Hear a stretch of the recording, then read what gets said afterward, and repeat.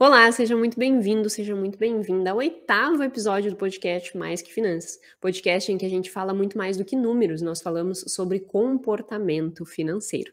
E o episódio de hoje é um tanto especial, já que é o nosso primeiro episódio de 2023, o ano em que nós teremos aí 52 episódios. Então, a partir de agora, toda terça-feira às 19 horas, teremos um episódio novo sendo lançado, incorporando todos esses temas relacionados à emoção, tomada de decisão, neurociência, como o nosso cérebro funciona, sempre relacionado com os aspectos financeiros, né? Mostrando que, por vezes, a gente se preocupa muito com o que eu vou ensinar, inclusive no episódio de hoje, que é gestão financeira, mas a gente não olha para o alicerce, para a base, que é o nosso comportamento.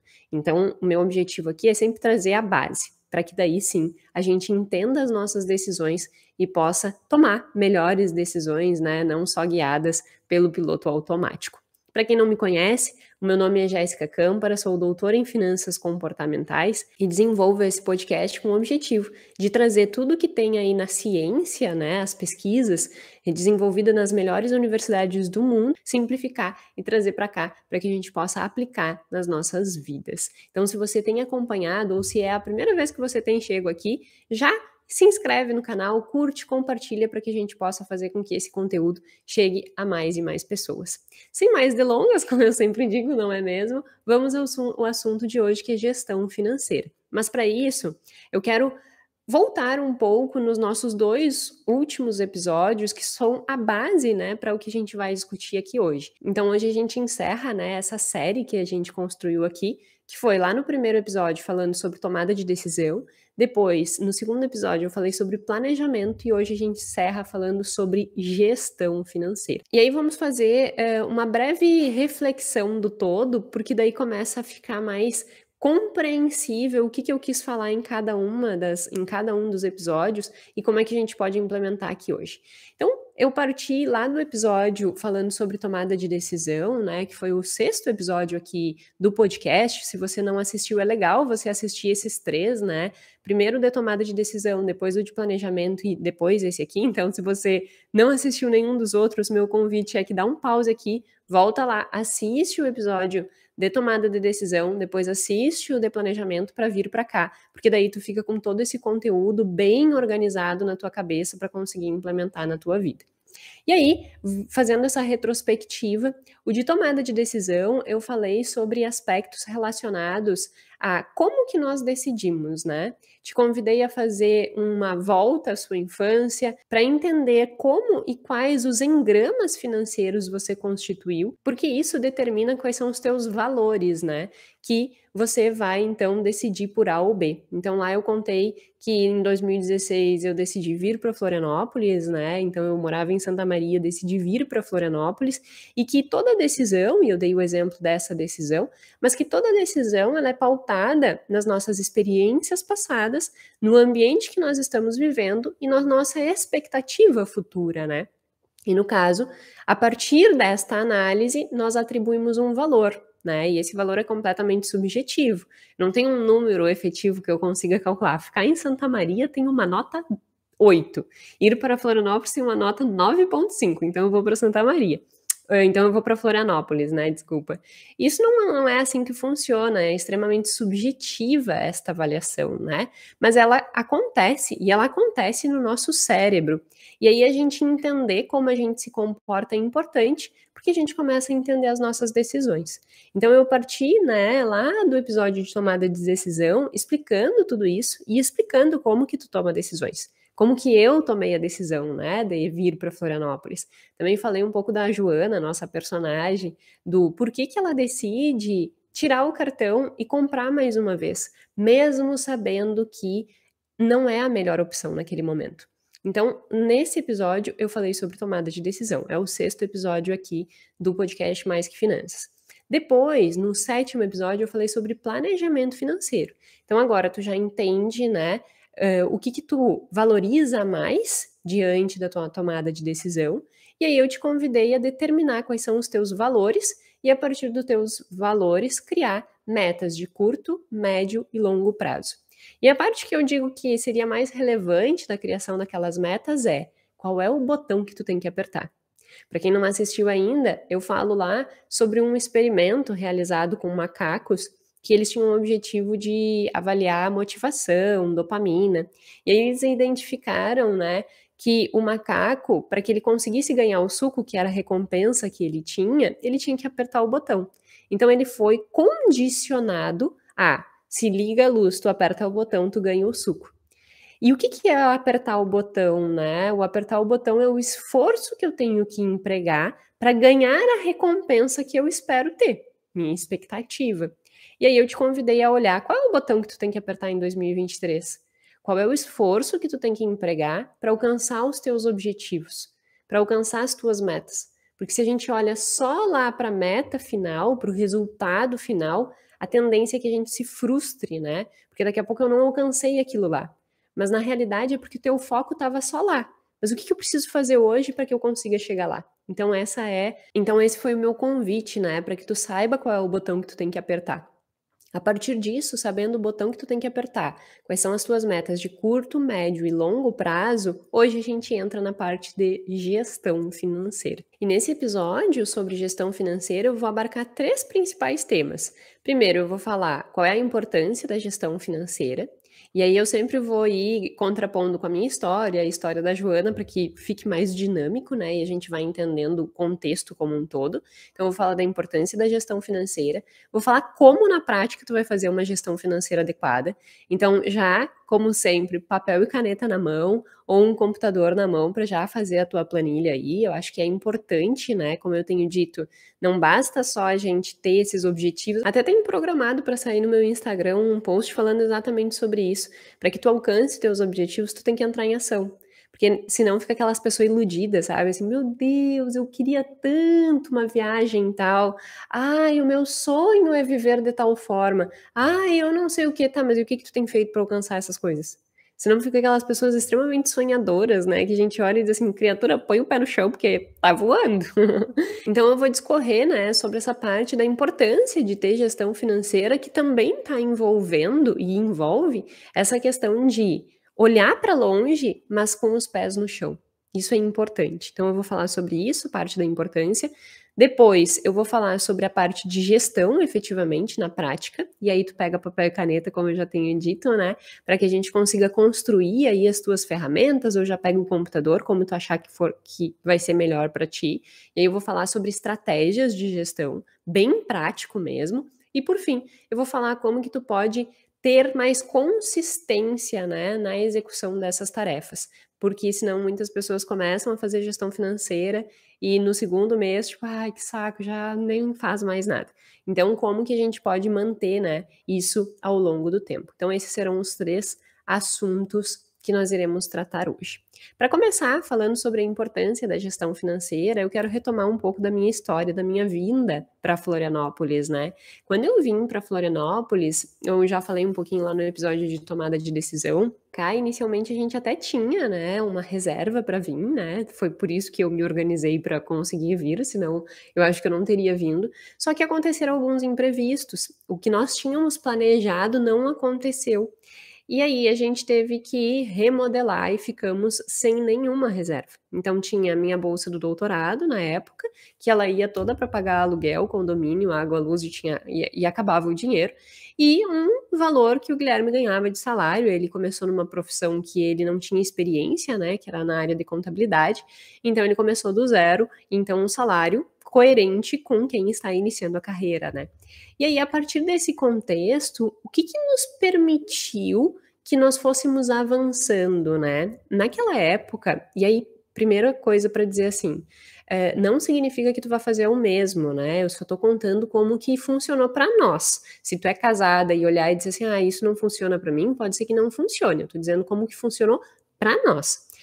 O que que nós fizemos naquela época? Como a gente tinha uma renda muito pequena e um orçamento apertado para as despesas fixas que a gente tinha, a gente juntava tudo numa única conta, eu inclusive ganhava o salário do Guilherme na minha conta, e aí a gente gerenciava o dinheiro a partir dali, pagava as contas que tinham que pagar e sobrava ali um saldinho para fazer mercado e um pouco de combustível, que a gente também tinha carro, e a gente não quis se desprender do carro na época, o que poderia ter sido uma alternativa, mas a gente não o fez. E aí a gente mantinha aquela gestão financeira daquela forma. Então, para nós, naquele momento em que o orçamento era extremamente restrito, funcionou juntar tudo numa mesma conta, pagava todas as contas e aos poucos a gente foi melhorando, melhorando, melhorando, até que conseguimos separar e cada um tem a sua conta separada e faz os seus investimentos. Mas naquele momento especial, aquilo foi necessário para que a gente conseguisse pagar tudo e ainda conseguisse juntar um pouquinho, né? Porque cada um com um pouco dinheiro em cada conta era melhor, então juntar o pouco de cada um que ficava um pouquinho melhor, né? Embora hoje a gente ainda faça um orçamento junto, né? Na nossa planilha, a gente coloca o saldo das duas contas e organiza tudo junto. Hoje em dia a gente tem as contas separadas e cada um tem o seu pacotinho da liberdade, que naquela época a gente não podia ter. E por que eu tô começando a falar sobre isso, né? Sobre essa coisa de organizar? Porque, por vezes, a gente olha pessoas que estão com o sucesso que a gente gostaria de ter, sabe? Então, cada pessoa, por exemplo, eu posso olhar para uma pessoa que eu julgo ter sucesso e querer entender o que ela faz na vida dela hoje para que ela tenha aquele sucesso. Mas eu não posso olhar para o que ela faz hoje. Eu tenho que olhar para ela e pensar assim: o que ela fez quando ela estava nas minhas circunstâncias? E esse exercício eu sempre faço. O que aquela pessoa fazia quando ela estava no momento de vida em que eu estou hoje? E aí eu fico fazendo esse entendimento, assim, né? Por isso que eu tô contando desde o início, porque pode ter várias pessoas aqui em várias fases da vida, e aí eu acho que eu fazendo isso eu consigo, né, pegar aí um arcabouço de mais pessoas dentro desse processo. Aí eu digo como eu fazia e como eu faço hoje. E aí dentro desse processo, né, o que nos garantiu a sobrevivência, digamos assim, entre aspas, né? O que nos garantiu a sobrevivência foi uma gestão extremamente rigorosa. A gente, na época, eu não fazia ainda em planilha, eu fazia em papel, e a gente tinha uma pasta em que a gente ia guardando, assim, as notas, né? E eu tinha uma tabela feita à mão. Depois eu vou falar dessa parte de gestão, né? Mas só para te entender a importância disso na minha vida e na vida de muitas pessoas, né? Inclusive no que as pesquisas mostram, né? De repercussão desse tipo de comportamento. E aí o que acontecia? A gente anotava tudo, né, nessa planilha e sobrava um dinheiro ali que por vezes era 20, 30 reais no mês. E a gente fazia uma gestão extremamente minuciosa. Na época, eu sempre fui muito doceira, né? Na época, a gente, ao invés de comprar chocolate, que era muito mais caro, a gente comprava 1 quilo de goiabada e aí dava para o mês inteiro para que a gente pudesse comer doce o mês inteiro, porque eu não abria mão de comer o meu doce.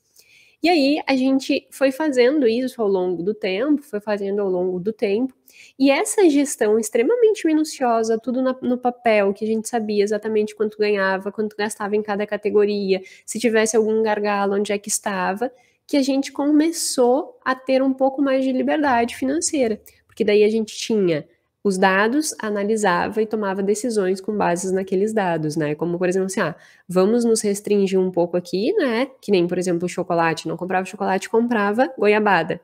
Mas eu priorizava morar bem. Então, isso é muito importante a gente entender, né? Por isso que eu comecei tomada de decisão, planejamento e hoje gestão. Porque eu sempre optei por morar bem. Eu tinha um apartamento em que a gente alugava e era um bom apartamento, num lugar bom, num lugar seguro, tinha móveis, todo organizadinho, bonitinho, porque eu fico muito tempo em casa, até hoje eu fico muito tempo em casa, né? Então, para mim é importante eu me sentir bem no lugar que eu tô morando, tudo novinho, limpinho. Então, eu priorizava, eu vou encurtar um pouco meu orçamento desse lado para priorizar isso aqui, porque eu sabia o que era importante para mim.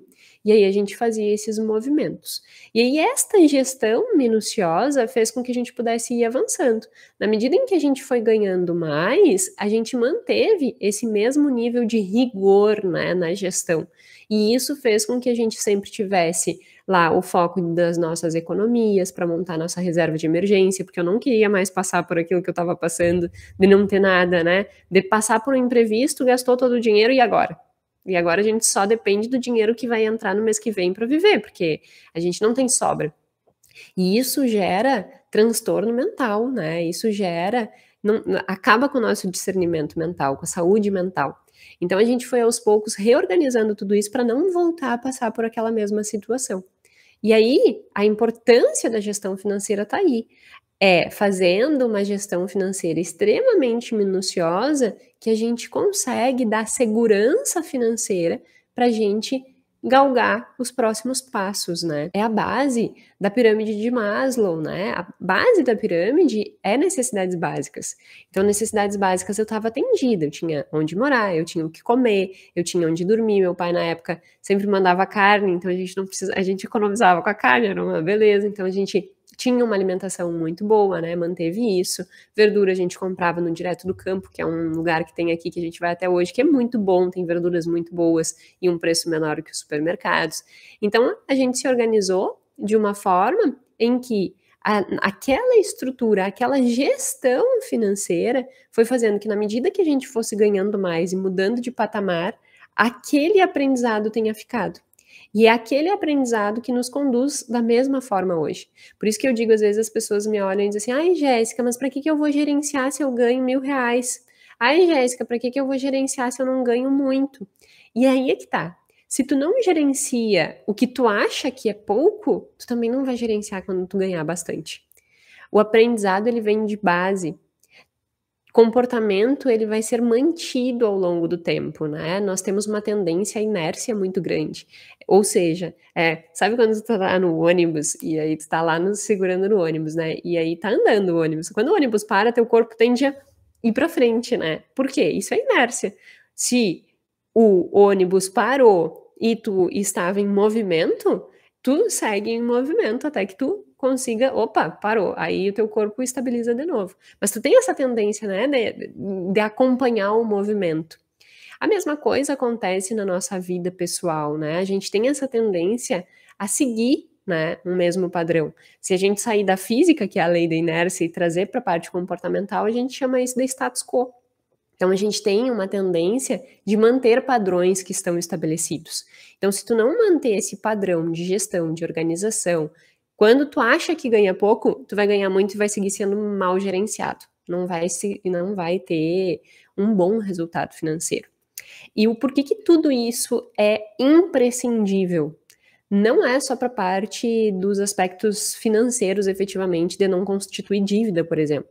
Outras pessoas, talvez na nossa circunstância, que não tivessem o mesmo rigor gerencial, tivessem naquele momento que nós passamos por uma restrição orçamentária, adquirido dívidas. E aí a importância dessa gestão não está só na parte prática, né? De, vou gerenciar, vou saber quanto eu ganho, quanto eu gasto, vou ver gargalos, não está só nisso.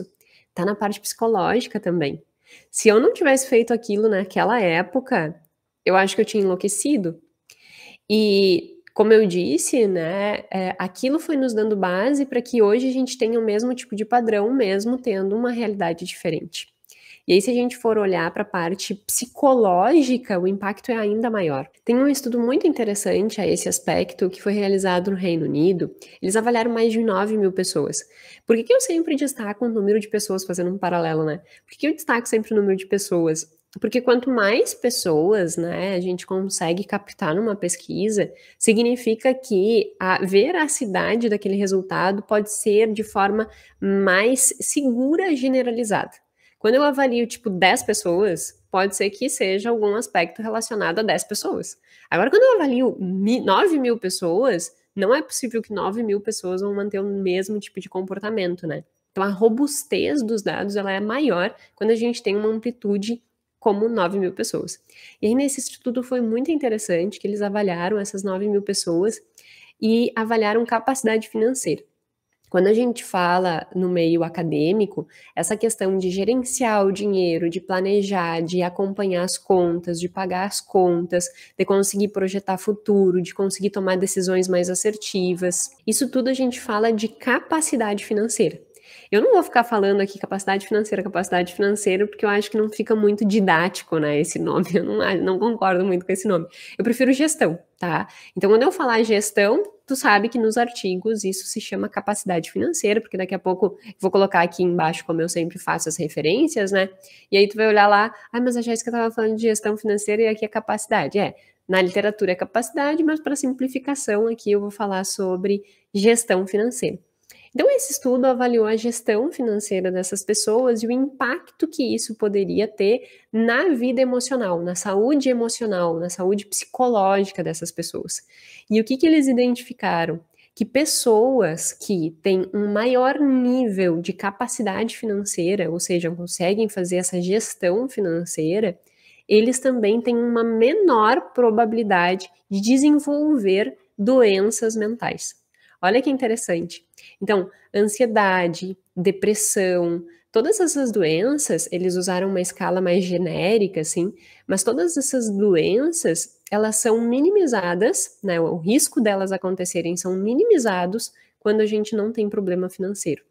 Não foi nessa pesquisa, mas tem uma outra pesquisa que mostra também que, inclusive, a parte de divórcios, né, tem uma maior probabilidade de acontecer quando não tem gestão financeira. Nesse estudo específico, falando de divórcio, eles avaliaram, né, o impacto de divórcio e demissão para homens e mulheres, relacionando capacidade financeira e relacionando o quanto que isso geraria de transtorno mental ou não, né, de impacto na saúde mental. E olha que interessante, eles descobriram que para os homens, quanto maior a capacidade financeira, menor é o sofrimento que eles têm quando acontece uma demissão. Entretanto, aqueles homens que não têm uma gestão financeira adequada, ou seja, não gerenciam seu dinheiro, não acompanham suas finanças, não sabem o que está acontecendo, o efeito psicológico dessa circunstância de falta de gestão financeira tem o mesmo peso que ser demitido. O que eu quero dizer com isso? Digamos que o João, né? O João não cuida do seu dinheiro, o João sai para fazer festa todo fim de semana, o João gasta, o João não se dedica no seu emprego, o João espera que todos deem para ele, mas ele não faz nada para que construa, ele não aperta o botão, né? Ele só quer a recompensa, mas ele não aperta o botão. Então, o João não gerencia os seus recursos. O efeito psicológico negativo dessa bagunça na vida dele é como se ele tivesse sido demitido. Olha que interessante isso, né? Significa que homens que não gerenciam suas finanças têm tanto problema psicológico quanto homens que são demitidos. Para ver o impacto que a falta de gestão pode ter. Agora, se a gente for olhar para as mulheres, eles fazem uma outra correlação, né? Que não é com demissão, mas é com divórcio. Eles fazem os testes para os dois, mas esses foram os que deram maior impacto. Então, para as mulheres, o que eles descobriram? Mulheres, vamos pensar lá na Joana, que é a nossa personagem. A Joana, além de gastar muito com cartão de crédito, ela não sabe quanto ganha exatamente, ela não sabe quanto que vai sobrar no final do mês, ela não planeja o futuro, ela não consegue pagar as contas em dia, tá sempre com as contas atrasadas. Toda essa bagunça gera um problema psicológico para Joana, equiparado se ela estivesse divorciando-se. Então, divorciar para mulheres tem um impacto negativo, psicologicamente falando, tão grande quanto não gerenciar o seu dinheiro. Olha que interessante a gente olhar isso pela ótica comportamental, né? Porque por vezes a gente acha que gerenciar os recursos financeiros é simplesmente ter controle para não se endividar. E não é esse o ponto. Como eu digo sempre e repito, dinheiro é questão de saúde mental. Se eu não tivesse tido aquela organização financeira naquele momento, tudo extremamente acompanhado, estabelecido as minhas prioridades, né? Então, morar bem era uma prioridade, então eu priorizei morar bem, e aí eu me restringi um pouco em comer bobagens, em gastar com outras coisas, em sair para restaurantes, a gente não fazia esse tipo de coisa. Se eu não tivesse respeitado, primeiro, o meu perfil comportamental, e segundo, feito essa gestão minuciosa, provavelmente eu teria caído num nível de ansiedade muito grande. Por quê? E aí é me conhecendo, né? Eu sou uma pessoa naturalmente ansiosa. Eu sou assim. A minha resposta ao estresse, ela é amplificada. Eu tenho uma gana, sabe, assim, de estar com as coisas sempre em dia, estar com as coisas no meu controle. Eu não consigo de forma alguma aquelas coisas, sabe, que tem pessoas que: "Ai, amanhã eu faço, amanhã eu faço, amanhã eu faço", e aí o negócio é, tipo, ao meio-dia a pessoa tá fazendo às 8 da manhã. Isso me dá um nervoso, eu tenho uma ansiedade com essas coisas.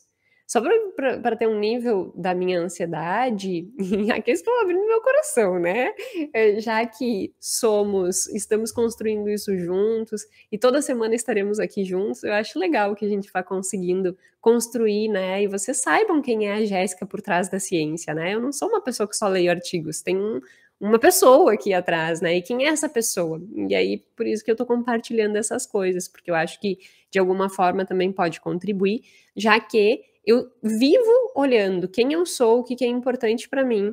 Isso é autoconhecimento, né. E aí como é que eu vou tomar decisões que não amplifiquem as minhas dificuldades, né, não amplifiquem as coisas que naturalmente já são desafiadoras para mim. Então, para mim, é desafiador viver num contexto em que eu não tenho controle das coisas.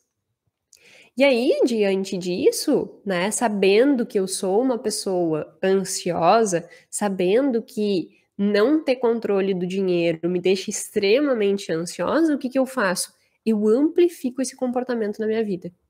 Eu organizo, eu avalio. Por exemplo, na empresa, eu olho o fluxo de caixa quase todos os dias, né. Na vida pessoal, hoje em dia, menos, mas na empresa eu olho todos os dias o fluxo de caixa.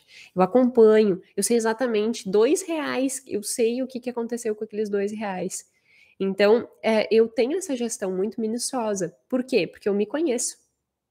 E eu sei que se eu não tiver, isso vai afetar a minha saúde mental. E eu não permito que nada afete a minha saúde mental. Obviamente que tem coisas que afetam, né, e aí a gente tem que saber também lidar com isso. Mas na medida do possível, eu tento estabelecer um contexto e comportamentos que minimizem o impacto. Então, se eu já sei que eu fico ansiosa diante de bagunça financeira, se eu tiver bagunça financeira, eu consequentemente ampliaria o meu nível de ansiedade, daqui a pouco indo para um transtorno ansioso, né. Essa ansiedade é uma ansiedade, então, controlada para um nível bom. Que ela não me deixa me acomodar jamais, né. Então ela não permite que eu deixe o meu dinheiro sem ter uma gestão eficiente, ela não permite que nas minhas tarefas diárias eu procrastine. Então é um nível de ansiedade bom.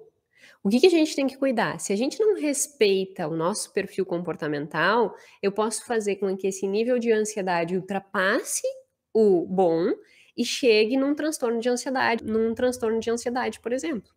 E aí que tá, né, a importância da gente se conhecer.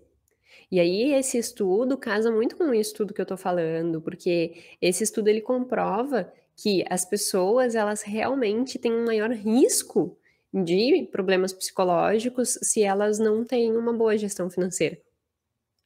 E aí a gente olhar para a gestão financeira e negligenciar como se fosse um ato só de número, não é só de número, é de saúde mental. E eu falei, né, que essa pesquisa ela avaliou 9.000 pessoas, e não foi só isso, ela avaliou 9.000 pessoas de 1991 a 2006, por um período muito longo. Então isso torna ela muito robusta, sabe. E aí eu acho que é importante a gente olhar para esse contexto, aprender com isso e olhar para dentro, que é o que eu já tenho convidado você a fazer, né, nesses 3 últimos episódios. O que que é importante pra mim? Como é que é o meu perfil comportamental? Eu até postei esses dias no meu Instagram, o quadrozinho, né, falando sobre os traços, os perfis comportamentais relacionados ao dinheiro, e aí coloquei o meu quadradinho, né, que eu sou extremamente, controladora com o dinheiro e também, tenho uma parte de adoração ao dinheiro. Eu vou fazer um episódio só sobre isso, que é bem interessante, né, que fala sobre os perfis comportamentais. Tem tanto assunto legal para se tratar que eu fico assim: "Meu Deus, o que que eu falo primeiro?". Mas eu vou falar sobre isso, porque isso esse estudo, né, ele ajuda que a gente possa entender como que a gente se comporta, para daí entender: "Tá, eu já entendi como eu me comporto, eu já entendi meu perfil, então dependendo do teu perfil, se o teu perfil for, por exemplo, parecido com o meu, tu vai ter ainda mais necessidade de fazer o que eu vou ensinar hoje, que é uma gestão financeira adequada. Então, a minha preocupação com a gestão financeira não é por preciosismo. Ah, eu preciso saber quanto eu gastei no mercado, eu preciso saber quanto eu gastei de cafezinho, eu preciso não tem nada a ver com esse preciosismo, sabe? Do tipo, ah, eu tenho que ter isso tudo na mão. É porque, primeiro, ele vai te ajudar na tua saúde psicológica, e para mim isso é uma das coisas mais importantes, sanidade mental. Então, assim, priorizar dentro dos seus valores saúde mental é imprescindível, porque sem isso tu não consegue fazer o resto das coisas. E segundo, porque realmente vai te dar uma maior qualidade de vida. Porque daí tu vai ter uma gestão adequada, tu vai saber quais são os teus objetivos, tu vai ter clareza da tua situação, tu vai botar teu pezinho no chão, vai saber qual o botão que tu tem que apertar, e aí tu vai progredir a partir disso. Então, não tem a ver com o número em si, mas tem a ver com o que todo o número em si gera para a nossa vida em termos positivos, incluindo essa parte psicológica. Então, o meu objetivo aqui é trazer todas essas ferramentas para a tua gestão financeira com todo este olhar, né, para que a gente consiga realmente ter um benefício na nossa saúde financeira, psicológica e qualidade de vida como um todo. Dito isso, né, entendido então que importa, gestão financeira importa, e não é só por causa do número, é também por causa dos aspectos psicológicos, vamos entender como executar uma gestão financeira muito coerente e muito adequada. Pega papel e caneta que eu quero que tu faça um exercício inicialmente. Teve um estudo desenvolvido nos Estados Unidos que eu adorei a técnica que eles adotaram e é por isso que eu estou trazendo essa técnica aqui. Eles pegaram e pediram para a pessoa desenhar como que ela observa a sua vida financeira hoje. Então, e aí pode ser, eu vou falar dois deles, que foram os que eu achei mais interessantes, e daí tu pode aplicar da forma que tu achar mais coerente. Um deles pegou e desenhou um gráfico de pizza, e aí ele colocou dentro do gráfico as proporções que mais ou menos ele imaginava, né, porque ele não tinha gestão financeira na ponta do lápis para saber, mas mais ou menos como que ele imaginava que estaria a gestão financeira dele, né, a alocação do recurso dele durante o mês. Ou seja, quantos por cento estava gastando em cada área da sua vida. Aí ele pegou e fez esse gráfico de pizza, né? Então ele diz assim: olha, a minha situação financeira hoje, eu olho dessa forma. Eu desenho um gráfico de pizza e mais do que 50%, em torno de 60% mais ou menos, está comprometido com o financiamento estudantil. Aí depois tem uma partezinha que são outros gastos, tem uma partezinha bem pequenininha que é mais para investimentos, poupança, e tem uma outra partezinha que são as despesas da vida, assim, né? Provavelmente aluguel, luz, internet, essas coisas. E aí ele fala sobre como, a partir daquele exercício, ele percebe a irritação dele, por exemplo, né? Ele diz assim: nossa, cada vez que eu tenho que pagar esse financiamento, eu fico irritado. E eu percebo a irritação da minha esposa, porque o nome dele era Allen no artigo, né? Eu vou colocar aqui embaixo a referência. Ele diz assim: eu fico irritado e eu percebo o quanto a minha esposa fica irritada, porque ela gostaria de colocar o dinheiro em outras áreas da vida que hoje a gente não pode por causa desse financiamento estudantil. Então, o que a gente tem feito hoje é que a renda que eu ganho, nas palavras do Allen, né? O que eu ganho vai direto para o financiamento estudantil e o dinheiro da minha esposa vai para bancar as outras coisas. E aí, ele diz assim: a minha esposa sempre me olha e pergunta: essa tua irritação, quando a gente for fazer uma hipoteca, né, para comprar a nossa casa, se tu tiver esse mesmo comportamento que tu te irrita ao pagar a faculdade, ao pagar a hipoteca, nós vamos passar o resto da vida numa situação que é horrível, né? Um clima terrível por causa da situação financeira.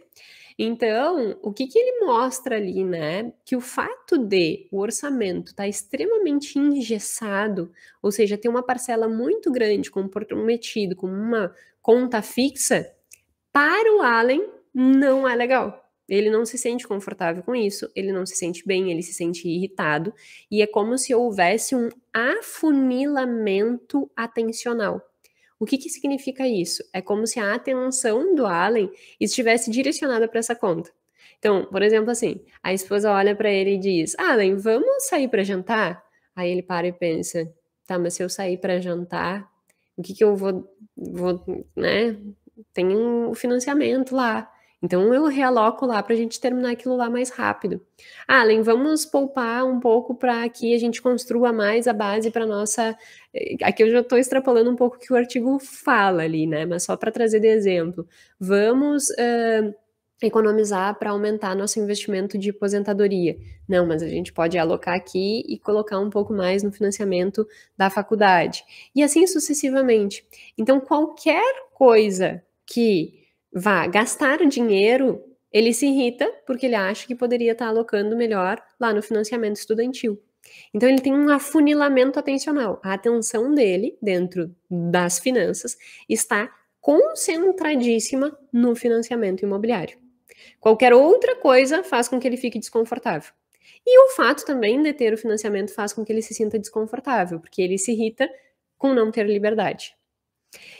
E aí isso é importante, né, a gente entender, e aí esse exercício eu acho que é importante tu desenvolver aí, para que tu consiga olhar e dizer assim: "Tá, essa minha estrutura tem me irritado ou não? Se tá me irritando, o que que eu posso fazer para mudar?", né.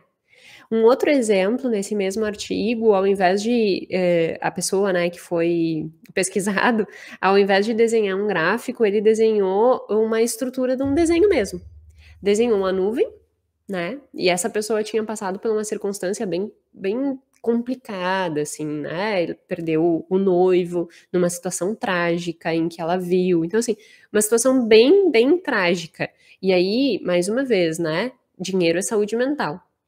Ela olhou para toda aquela circunstância e o fato de não ter dinheiro potencializou todas as dores, porque daí ela tinha que seguir trabalhando para sobreviver, mesmo diante daquela circunstância toda. E aí ela desenhou assim a vida financeira, uma nuvem que estava chovendo e que a renda dela eram palitinhos. E não davam conta de segurar aquela chuva. Ela se sentia completamente impotente diante daquela situação. E aí eu tô contando esses experimentos para primeiro te incentivar a fazer e depois para que tu tenha um entendimento muito coerente em relação a isso, que é a forma com que tu tá gastando o teu dinheiro, ela diz muito sobre o que tu está priorizando na tua vida e como que está a tua relação com o mundo. Porque é hipocrisia dizer, e eu já falei aqui eu já falei sobre isso aqui num episódio que eu falei sobre se dinheiro traz felicidade, que a hipocrisia, né, nessas circunstâncias a gente diz assim: "Ah, dinheiro não importa". No caso dessa pessoa, né, em que perdeu o noivo, se ela tivesse mais dinheiro, talvez ela tinha amenizado, porque ela poderia viver a dor, que ela poderia, cuidar mais da sua saúde mental e não só ficar focada no modo sobrevivência. Eu preciso sobreviver, eu preciso ter comida, né. Então isso faz com que potencialize, como aquele outro estudo que foi feito no Reino Unido, potencialize o problema mental. Por quê? Porque não tem uma estrutura financeira sólida, né. Então, onde tu está gastando o teu dinheiro diz muito sobre o que tu tá priorizando.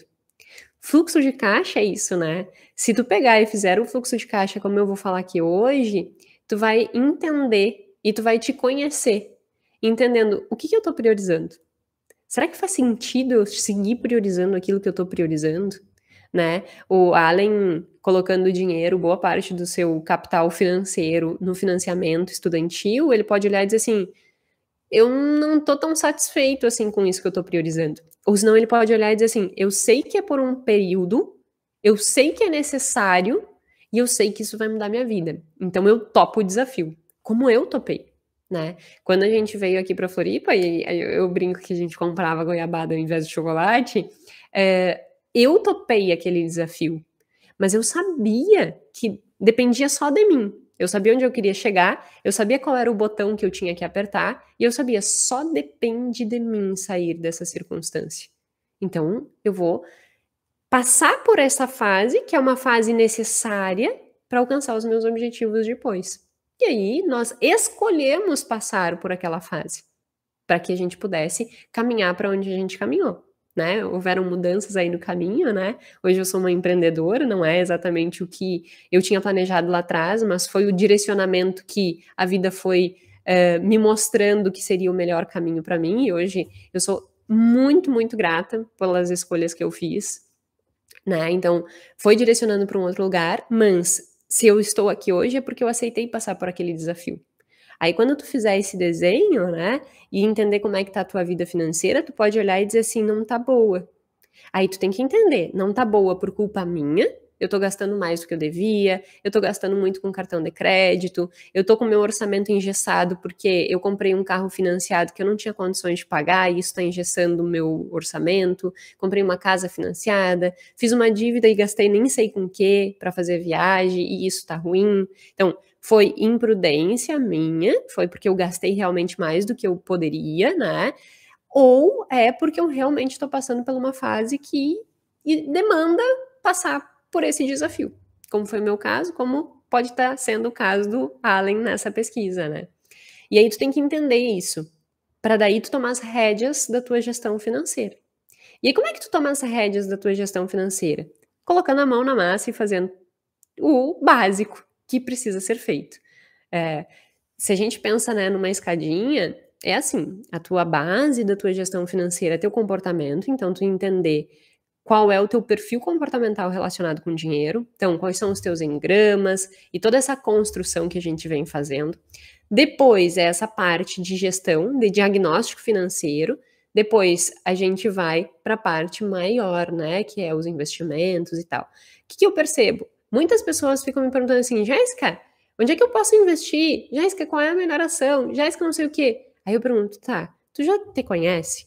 Tu sabe qual é teu perfil? Tu sabe se tu aceita risco, se tu não aceita risco? Tu sabe se tu é mais ansiosa, menos ansiosa? Tu sabe se tu é mais conservador, menos conservador? Não, nunca pensei sobre isso. Pois então, começa por aqui. Sabe, vamos pro diagnóstico. Quanto tu ganha, quanto tu gasta, como é que tá esse teu mapa financeiro que eu tô propondo para você? Pegar papel e caneta e como que tu enxerga a tua situação financeira hoje? Aí depois a gente vai para os números em si. Tá, agora vamos para uma planilha. Saber exatamente, para ter esse contexto, não só o que eu acho, mas o que é, né? Por que eu digo isso? Teve uma cliente minha uma vez que disse assim, ela estava nessa parte do que eu acho, né? Ela me disse assim, não, Jéssica, eu vou falar um valor, tá? E aí pode ser que você escute e diga assim, meu Deus, isso é um valor absurdo. Mas mais uma vez, dinheiro é uma coisa relativa. Até eu coloquei no meu Instagram esses dias, né, um post que deu uma maior polêmica, um riso, na verdade, deu uma maior polêmica, né, falando sobre a questão de ponto de referência, né, e que dinheiro é um negócio relativo. Eu coloquei assim também, eu coloquei um negócio meio polêmico. R$ 100 não é R$ 100. Aí deu uma polêmica, eu concordo, eu discordo, é aquela bagunça toda. É legal isso, sabe? Mas o que eu trago aqui é baseado em ciência, né, e esse estudo que eu trouxe naquele Rios é um estudo do Daniel Kahneman, que é prêmio Nobel em economia, falando exatamente disso, né. Então, a gente não tem como discordar desse tipo de evidência. Se eu não concordo com esse tipo de evidência, então eu tenho que provar, né? Então, desenvolve uma pesquisa robusta, tal qual ele desenvolveu. Aí sim, tu pode dizer assim: olha, eu refuto o resultado que tu trouxe, né? Então, a gente não pode discordar ou concordar, a gente tem que realmente ter embasamento para dizer assim, ó, isso é o que é, né? É o que as pesquisas mostram em pesquisas extremamente robustas. Então, eu vou falar o valor, fiz todo esse parêntese, por quê? Porque eu vou falar o valor e pode ser que tu escuta e diz, ah, que absurdo! Mas, mais uma vez, não é muito ou pouco, depende do ponto de referência, e no caso dela, estava dentro do coerente com o ponto de referência dela. Aí ela me disse assim, Jéssica, eu gasto mais ou menos uns R$ 3.000 com comida, né? Ela estava na parte, lembrando, ela estava na parte do que eu acho. Eu gasto uns R$ 3.000 com comida. Eu digo, ok, vamos ver na prática se isso acontece? A gente começou a computar, e na realidade, ao invés dos 3.000 que ela achava que ela gastava R$ 7.000 em alimentação. Obviamente, né, para 2 pessoas e mais 2 crianças, no contexto que a gente mora em Florianópolis, é caro. No Brasil, isso é bastante dinheiro empregado em comida, né? Obviamente que, mais uma vez, depende do ponto de referência. Dentro do orçamento dela seria ok, né? Entretanto, não tem como a gente dizer que gastar 7.000 em comida é um valor que a grande maioria gasta, né? Para a grande maioria isso é muito. Mas o que eu queria trazer é o contraponto entre o que eu acho que realmente é, né? Ela achava que era 3.000, mas o que realmente era R$ 7.000. Então tinha uma discrepância muito grande em o que eu acho e o que é. Então esse primeiro exercício, tu vai desenhar o que tu acha, né, para que tu tenha uma percepção de como tu vê a tua realidade financeira. E aí agora a gente vai para a prática, tá? Na prática, não tenta fazer um negócio extremamente complexo de gestão financeira. Opte por fazer o simples, mas com consistência. É muito melhor a gente fazer um fluxo de caixa no papel, manual, simples, do que não fazer. Então aqui, mais uma vez, qual é o teu perfil? Olha para o teu perfil, olha o que funciona para ti e decide qual dessas técnicas tu vai usar. Tem 3 principais estratégias que tu pode estar adotando. Papel e caneta, né? Então, essa é uma forma que tu pode fazer a gestão das tuas finanças, planilha no Excel ou aplicativos.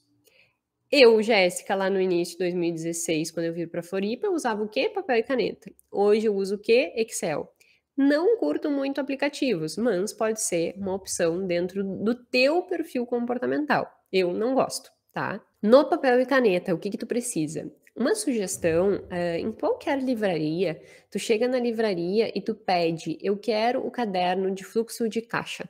É um caderninho bem pequenininho, que ali tu consegue manter a tua rotina de gestão financeira simplificada.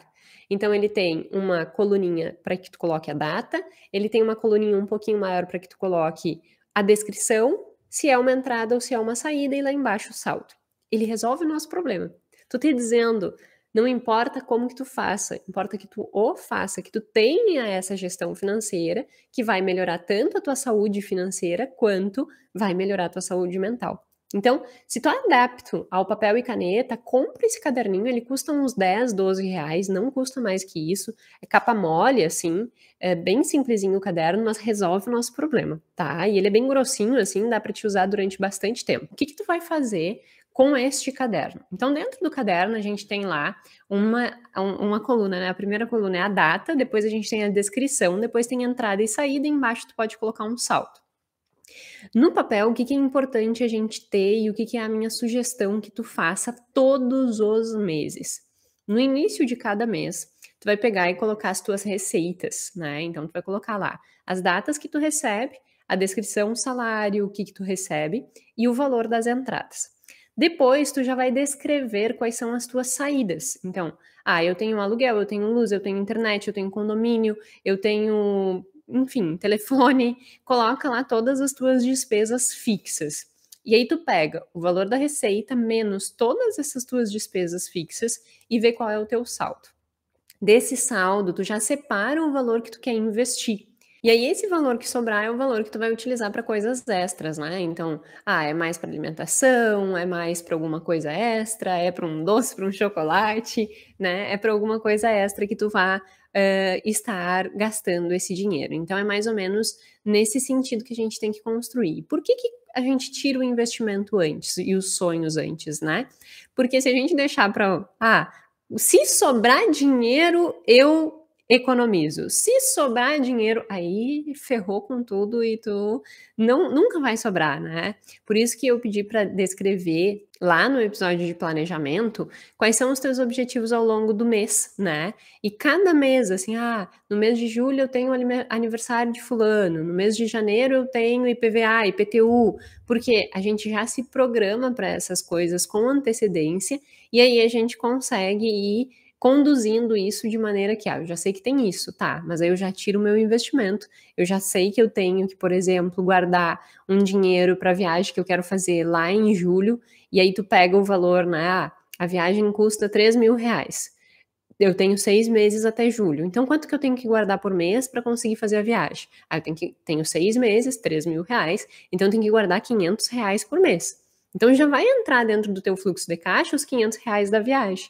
Isso é unir planejamento com gestão financeira. É unir o que eu falei no último, né, no último podcast, com o episódio de hoje. Porque daí eu vou incorporar no meu fluxo de caixa o que eu estabeleci no meu planejamento. Se eu não fizer isso, eu corro o risco de ter aquela mega frustração, tipo, nunca consigo dinheiro para fazer as coisas que eu quero. Por quê? Porque tu tá gastando sem nem perceber em coisas que na realidade não são tão importantes assim para tua vida, mas que tu tá deixando se levar pelo dia a dia. Então essa é uma estrutura bem interessante de ser feita, assim, né? Montar esse caderno. Para quem nunca fez nenhum tipo de gestão financeira, esse é o básico dos básicos que a gente precisa fazer. Quanto eu ganho, quais são as despesas fixas, quanto que eu vou investir para os meus sonhos que eu planejei lá no podcast 7 e quanto que sobra para daí sim eu ser livre para gastar. E aí eu quero fazer um adendo importante para aquelas pessoas que adoram utilizar cartão de crédito e fazer um monte de parcela no cartão de crédito. Se tu adora usar o cartão de crédito, encher ele de parcela, ou tu tem o teu fluxo de caixa depois do diagnóstico que a gente aprendeu, né? Ou do gráfico, ou do desenho que tu viu e aí que tu construiu, né? A respeito da tua situação financeira, se tu fez esse gráfico e nele tem muitas dívidas, significa que tu já vai entrar um mês completamente engessado, sabe? Então, assim, evita isso, porque isso não gera satisfação. Porque tu vai entrar um mês, vai gastar tudo que tu ganhou e tu vai ter a sensação de que tu é escrava do dinheiro. Porque não é tu que tá governando o dinheiro naquele momento, né? Tu tá se deixando levar pelas circunstâncias. Então, evite muitos parcelamentos no cartão de crédito. Aí tem um monte de gente que trabalha só com finanças, né? Números, né? Que vai dizer assim: ah, mas há uma vantagem em fazer isso, porque a gente ganha da inflação, a gente mantém o dinheiro investido e tal. Sim, isso no melhor dos mundos. Mas no mundo em que quem governa as nossas decisões financeiras é as emoções, quanto mais tu usa o cartão de crédito, isso é comprovado, eu até fiz um episódio falando sobre isso, terceiro, quarto, não me lembro, falando só do uso do cartão de crédito, né? Incorporando essa parte emocional, isso faz com que a gente acabe gastando mais. Então, se tu não é uma pessoa extremamente disciplinada com o dinheiro, não o faça, porque isso só vai te trazer prejuízos ao invés de benefícios, tá? Então, isso é um adendo importante dentro dessa construção desse planejamento. Dito isso, o uso de uma ferramenta, seja ela de papel simplificada, é o básico que tu tem que fazer. Mas, Jéssica, quero evoluir um pouquinho. Como é que eu posso fazer? Bom, tem diversas ferramentas dentro do Excel que tu pode utilizar, né, para fazer a tua gestão financeira, mas o básico que tu tem que entender que tem que ter é sempre assim: quanto eu ganho, quanto eu gasto, o que está sobrando, o que eu vou investir e o que está me sobrando para liberdade financeira, digamos assim. Então, minha sugestão é que tu desenvolva uma planilha simples. Pode ser assim, tu vai colocar os meses em cima, janeiro, fevereiro, março, abril, maio, junho, julho até dezembro. Do lado aqui tu vai colocar primeiro receita. Aí tu vai colocar teu salário, alguma outra renda que tu tem. Despesas essenciais. O que são despesas essenciais? Água, luz, internet, tudo aquilo que é fixo e que é essencial. Tu pode até colocar já um valor proporcional da alimentação essencial, não é a pizza que tu pede no final de semana, não é o sushi que tu pede no final de semana, é aquilo que é essencial. Pensa assim, isso aqui é meu almoço, sem isso aqui eu não posso viver. Então, é essencial.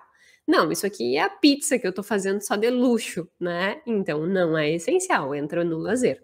Então, primeiro categoriza em essencial, tá? Aí, nesse essencial, soma. Depois, no não essencial, coloca essas outras coisas que não são essenciais. E embaixo coloca o saldo entre receita menos despesas essenciais menos despesas não essenciais. Então tu vai separar as tuas despesas nessas duas categorias, essencial e não essencial. Feito isso, é importante tu já projetar tudo isso para o ano inteiro, que aí eu estou juntando o que eu falei lá no planejamento com agora. Então o que tu vai fazer? Aluguel. Aluguel eu pago R$1.000, vou arredondar, tá? Então tu vai pegar esses R$1.000 e vai colocar em todos os meses, porque tu já sabe que aquilo ali é fixo. E aí tu vai fazer isso para todos. R$1.000 para o aluguel, R$80 para a luz, 120 para a internet, e tu já vai colocar para todos os meses. Aí tu já sabe qual é a tua despesa fixa em todos os meses. Aí não tem mais aquela coisa assim, ai, mas é uma despesa inesperada. Não, já estava projetado lá na planilha. Aí a gente para com a desculpa de eu não sabia, para dizer assim, ó, eu sabia, eu me programei para isso. Muda completamente a nossa relação com o dinheiro, é impressionante, vai por mim, vai por mim. Aí feito isso, projeta aqueles sonhos de curto prazo dentro dessa planilha. Aí tu vai avaliar se cabe dentro desse orçamento aqueles sonhos. Então, lá em julho, já coloca o valor da viagem. Lá em janeiro, já coloca o valor do IPTU e IPVA. E aí tu vai organizando, tu vai tirar uma fotografia da tua situação, projetada para o ano todo, e vai entender assim, interessante, essa é a situação. Tá melhor ou pior do que eu espero? Tá pior, eu gostaria de estar ganhando um pouquinho mais. O que eu preciso fazer? Como eu preciso me desenvolver para ganhar mais? Que habilidades e competências eu preciso me aperfeiçoar? Porque muitas pessoas ficam esperando assim, eu queria uma promoção, mas o que tu tem feito para ganhar essa promoção? Qual é o teu papel, né, em relação à proatividade para conseguir atingir esse lugar? Então é esse lugar que tu tem que assumir, é realmente tomar as rédeas da tua vida financeira e de todo o resto. Ter esta proatividade para se desenvolver, né, é sair da zona de conforto. Eu gosto muito de uma frase, acho que eu já falei aqui, né, que é normalizar o desconforto. Então eu vou normalizar o desconforto para que eu possa também ter mais conforto no meu fluxo de caixa. Isso é uma coisa importante, né, quando eu falo de dinheiro, dinheiro é o quê? Ele compra liberdade. Mas para isso eu preciso me desenvolver, para ir galgando melhores resultados, né, maior renda. Quando eu vim para cá, para Floripa, o que nós ganhávamos não era nem um terço do que a gente ganha hoje, né, muito menos do que a gente ganha hoje. O que eu precisei fazer para ir galgando essa receita, né? O que o Guilherme precisou se desenvolver para poder ter o próprio escritório dele? Então, é esse olhar que a gente tem que ter, um olhar ativo. Lembra? Eu preciso apertar o botão, eu não posso esperar que o botão seja apertado por outra pessoa para que eu tenha recompensa. Quem aperta o botão sou eu, né? Então, que botão eu preciso apertar para aumentar a minha receita dentro do meu fluxo de caixa? E aí, dentro desse fluxo de caixa, tu vai colocar tudo isso. E aí também tu já vai olhar para o que tu colocou de objetivo de longo prazo e curto prazo. Então, por exemplo, assim, eu vou dar um exemplo de longo prazo. Eu quero ter um milhão de reais em 20 anos, que nem eu dei o exemplo, né, no outro podcast. Então, eu preciso guardar R$ 1.000 por mês. Bom, não cabe no meu orçamento hoje. O que eu preciso fazer para aumentar meu salário aqui em R$ 1.000? E aí, unindo essas duas coisas. O botão que eu preciso apertar com gerenciamento financeiro, com planejamento de longo prazo. É o cardápio perfeito para o sucesso. E isso são coisas importantes para que a gente consiga se apropriar dessas situações. E aí tu não chega mais no início do mês frustrado, porque tipo, meu Deus, iniciou o mês e eu já não tenho mais dinheiro. Mas o que tu tem feito para ter mais dinheiro, né? O que tu tem de esforço empregado para apertar o teu botão? E aí essa gestão vai te dar todo esse conforto financeiro até para que tu saiba para onde tu quer ir, para o que tu tem que desenvolver, onde é que tu tem que caminhar para chegar onde tu busca e tu almeja. E a gestão financeira dá isso, né? Então essa é uma planilha que a gente está saindo da parte escrita, né, e indo para uma planilha. Se tu me perguntar assim, Jéssica, qual é o melhor? A planilha ou o papel? Eu vou te dizer, o melhor é aquele que tu faz. Entretanto, é muito interessante tu ter essa visão do todo, que talvez às vezes no papel tu não consiga, sabe? Ter essa visão do todo, quanto que eu vou gastar no ano, quanto que eu tô ganhando no ano, nos limita um pouco nesses aspectos. Então, se tu conseguires fazer numa planilha de Excel, ótimo. Se tu tá aqui me escutando, tu tá ou num telefone, ou tu tá num computador, né, olhando no YouTube ou no Spotify, então provavelmente tu tem acesso a esse tipo de coisa. Se tu não tem e ainda está no processo de entender das tuas finanças, minha sugestão é que além do caderninho, para te fazer o acompanhamento esse mensal, que tu pegue uma folha, e eu já fiz isso para minha mãe, a minha mãe segue usando papel e caneta, aí eu peguei 2 folhas de ofício, juntei, assim, né, tipo 2 folhas de ofício, colei, e aí eu coloquei lá, fiz a mesma planilha que eu descrevi que faria no Excel, fiz no papel. Fica excepcional.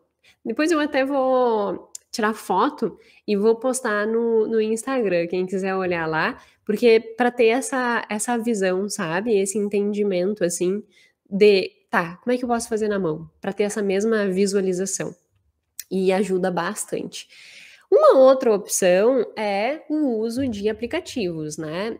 Eu, como disse, não sou a pessoa mais adepta ao uso de aplicativos, Mas tem várias opções. Tem a Olivia, que tem inteligência artificial, tem o Guia Bolso, que é um dos mais antigos e um dos mais conhecidos, extremamente seguro. Eles investem muito em segurança, ele já pega toda a comunicação das tuas contas bancárias, então é bem interessante o uso dele, né, desse Guia Bolso, para quem quiser. Tem os próprios aplicativos dentro dos bancos, então tu pega, por exemplo, o Banco do Brasil, tu tem ali como acompanhar. O Nubank desenvolveu um negócio bem interessante que tu tem como acompanhar ali os teus pacotinhos. Eu já vou falar sobre os pacotinhos, que também pode ser interessante. Então, tem ferramentas online que tu pode estar adotando para fazer essa gestão.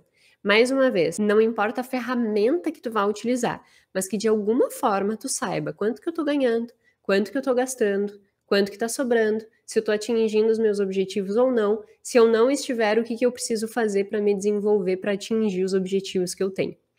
Ativo e não passivo.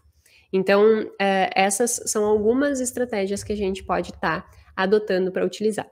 E aí, um parêntese à parte, porque eu hoje, por exemplo, né, tenho um valor que a gente tem de salário da Plano A, mas eu faço consultorias, mentorias, né?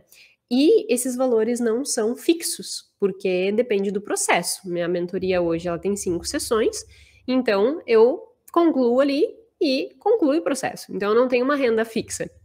E aí eu lembro de muitas pessoas que também não têm renda fixa, psicólogos, né, pessoas que atendem por sessão, pessoas que trabalham em restaurantes, garçons por vezes recebem por noite. Então essas pessoas que não têm um salário fixo e que recebem pingado, manicure, cabeleireira, às vezes também recebe pingado, né? Atendi e recebo pelos atendimentos que eu fiz. Como que eu posso fazer uma gestão para que eu tenha um mínimo de organização, já que a minha receita é variável? A minha sugestão é que tu faça exatamente o seguinte, e pode ser que tu não consiga fazer hoje, mas se organiza para desenvolver isso. O quê? Tu vai pegar e vai juntar o salário de um mês inteiro e tu vai te pagar um salário fixo no início do mês que vem. Então, por exemplo, digamos que eu tenha vendido naquele mês 5 mentorias. E aí eu recebi o valor das 5 mentorias, agora no mês de dezembro. Eu não vou usar esse dinheiro em dezembro. Esse dinheiro é o meu salário de janeiro. Tudo aquilo que eu recebo em janeiro vai ser o meu salário de fevereiro. Isso muda a vida, sabe? Então significa que o teu trabalho de um mês é salário do mês seguinte. E aí tu não fica mais naquele caos, eu não sei quanto que eu vou receber esse mês, eu não sei se eu vou poder pagar, eu não sei. Não, tu tá sempre com um mês na frente. Isso acaba com aquela questão de eu não pude pagar porque eu não tinha condições. Porque daí tu só vai fazer compromisso dentro da renda que tu já tem naquele mês. E isso faz da sanidade mental, sabe? Então é muito importante para essas pessoas que têm esse tipo de padrão, né, de renda variável, adotar essa estratégia. Jéssica, eu não consigo adotar essa estratégia agora, porque eu recebo e eu preciso pagar as contas com esse dinheiro. O que que eu faço? Tira R$ 10 todos os dias. R$ 20, tira o máximo que tu conseguir, todos os dias, e vai fazendo um pacotinho paralelo, numa conta paralela. E aí, no longo do tempo fazendo isso, tu vai conseguir ter o dinheiro inteiro ali para te pagar um mês de salário. É bem legal essa estratégia de ser implementada e tu vai ver como vai te dar paz de espírito para viver sem esse desespero do não sei quanto que eu vou ganhar, se eu vou conseguir ou não pagar as contas do mês. Isso é uma coisa bem importante de ser empregada, tá?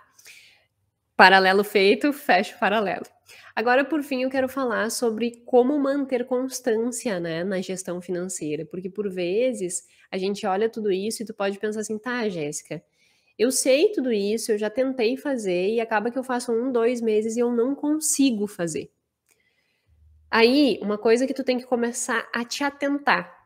Tu só vai manter um comportamento se aquele comportamento tiver uma função na tua vida. Então, tu só vai manter o ato de fazer o gerenciamento financeiro se aquilo te gerar algum tipo de recompensa. E aí tu tem que começar a ficar atento mesmo, sabe? A olhar e dizer assim, nossa, olha só que legal. Eu fiz o meu planejamento, eu tô fazendo meu fluxo de caixa e por causa disso eu consegui guardar R$ 1.000 para que em julho eu possa dar uma entrada em alguma coisa que eu queria comprar, em fazer uma viagem que eu queria fazer. ou pagar à vista, que é a melhor coisa, como eu disse, não engesse o seu orçamento. Então, você vai começar a ficar atento aos benefícios que a gestão te dá, sabendo que aquela gestão está sendo desenvolvida em prol de um suco. Qual é o meu objetivo, né? Um suco por causa do experimento do macaco, né? Que eu comentei no episódio 7. Qual é o objetivo que eu tenho, né? O que eu tô trabalhando para alcançar? E aí tu vai olhar para aquele teu objetivo, né? E tu vai dizer assim, se eu manter aqui esse fluxo de caixa, vai me beneficiar para aquilo, então eu vou manter.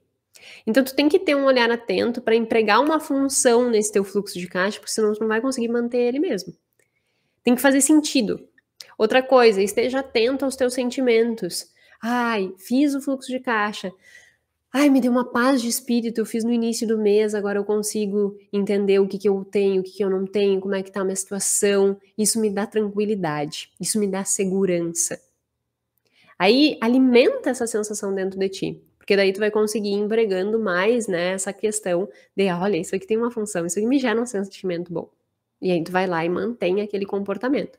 Caso contrário, realmente é difícil manter esse comportamento, sabe? Então, tu tem que ser um processo ativo. Tem que ser um processo ativo para que tu olhe para o teu fluxo de caixa e pense assim: aqui tá meu fluxo dos sonhos. É por causa que eu faço isso que eu consigo atingir os objetivos que eu tenho. Então eu vou seguir fazendo. Te apaixona pelo teu fluxo de caixa? Sério, se todas as pessoas se dessem a oportunidade de fazer isso no mínimo 3 vezes, 3 meses, em no mínimo 3 meses, a gente mudaria o contexto de muitas pessoas. Porque, como eu disse no início, isso muda não só a tua relação com o dinheiro, né, de tu conseguir aquilo que tu quer, mas também evita inúmeros transtornos psicológicos. Então, tu tem que estar atento para vislumbrar os benefícios que a gestão financeira te dá.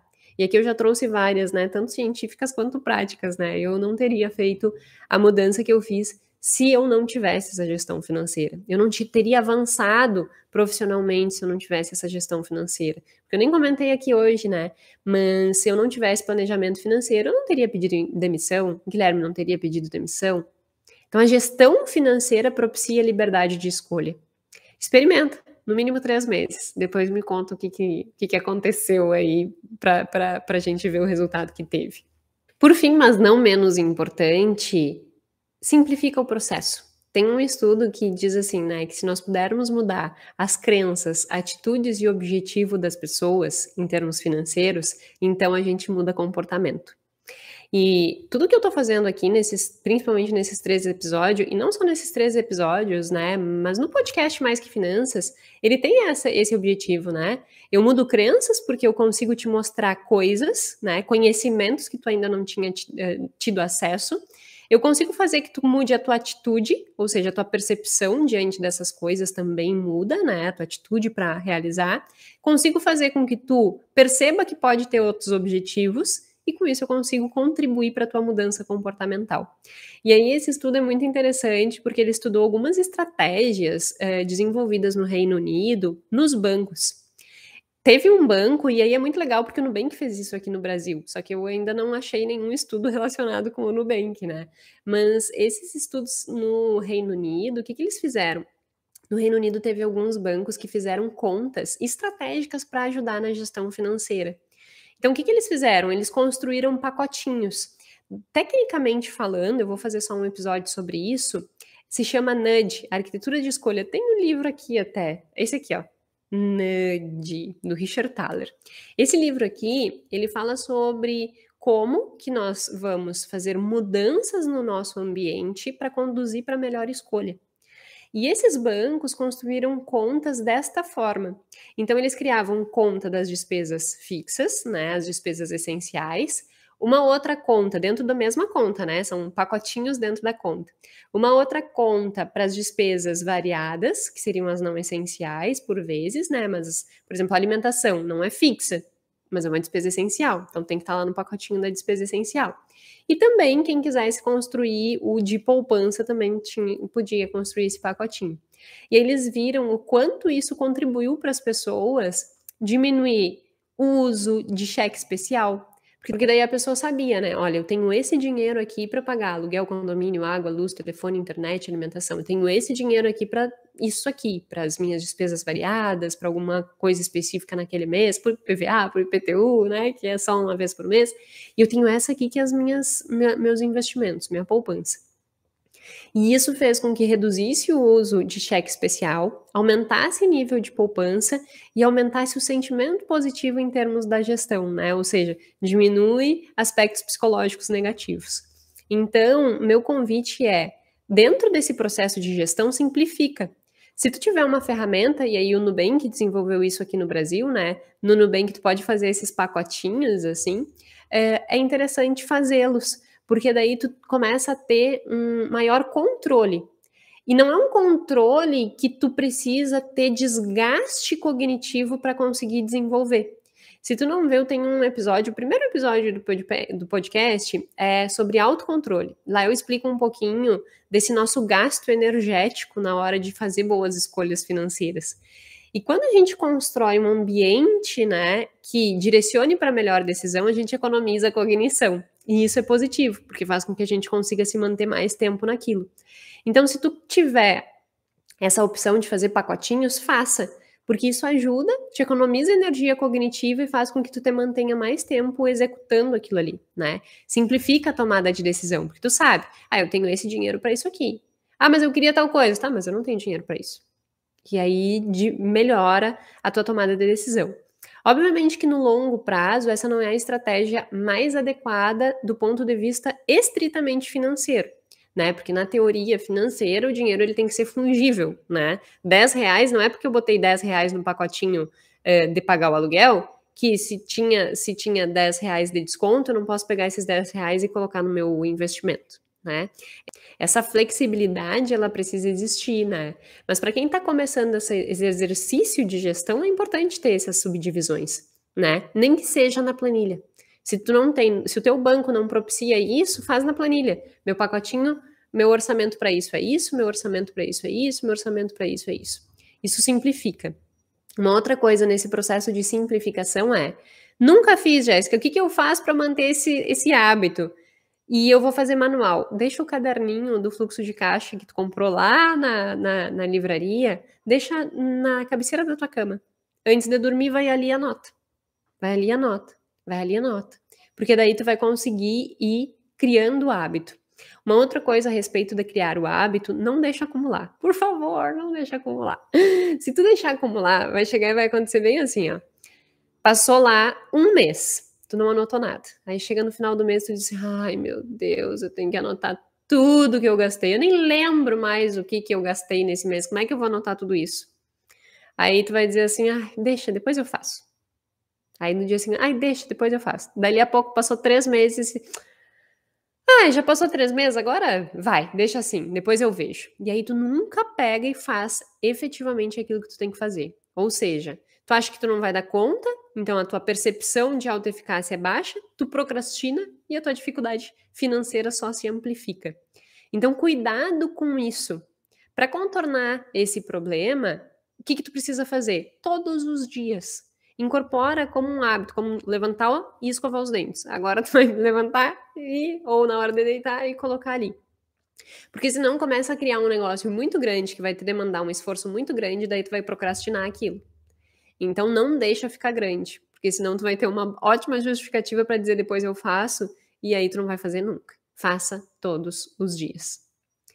E faça, independente da forma que tu fizer. Então, para resumir, né, o que eu preciso fazer, Jéssica? Tu precisa primeiro olhar os outros 2 podcasts, depois fazer esse mapa inicial, como é que tu vê a tua situação financeira? Faz um desenho, um gráfico de pizza ou um desenho, para te entender como é que tá a tua situação. Depois vai para a planilha e faz um diagnóstico. Daí usa ou papel, ou usa planilha no Excel, ou usa um aplicativo, e depois disso simplifique. Tenta tornar o processo mais fácil possível para que tu consiga empregar e manter ele ao longo do tempo, atribuindo uma função para ele, senão tu não vai conseguir mantê-lo ao longo do tempo. Implementando tudo isso, tenho certeza que o teu 2023 vai ser diferente e as frustrações que tu tem tido vão minimizar significativamente. Esse é, do fundo do meu coração, o meu desejo. Desejo para você um ano novo repleto de muitas realizações, com você tendo a iniciativa, né, estando ativo nesse processo de desenvolvimento. E um recado final aqui para o meu desejo, né, para ti para 2023 é normalize o desconforto. É no desconforto que a gente cresce. Então, olha o que tu precisa melhorar, te desenvolver e busca os teus sonhos, mas de forma ativa, olhando para o botão que tu tem que apertar todos os dias. Eu espero que realmente esses 3 episódios contribuam nesse processo. E se tu tiver alguma dúvida, alguma coisa, coloca aqui nos comentários ou lá no Instagram.